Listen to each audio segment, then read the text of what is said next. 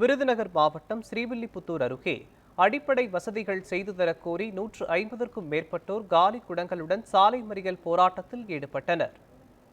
திருவண்ணாமலை ஊராட்சிக்குட்பட்ட சண்முகசுந்தரபுரம் பகுதியில் 400க்கும் மேற்பட்ட குடும்பங்கள் உள்ளன.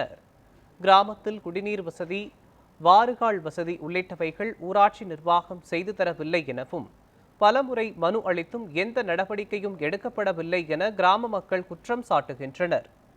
இந்த நிலையில் அடிப்படை வசதி செய்து தர வலியுறுத்தி காலி குடங்களுடன் சாலை மறியல் போராட்டத்தில் ஈடுபட்டனர். தகவலின் பேரில் அதிகாரிகள் பேச்சுவார்த்தை நடத்தி நடவடிக்கை எடுப்பதாக உறுதியளித்த பின் கலைந்து சென்றனர்.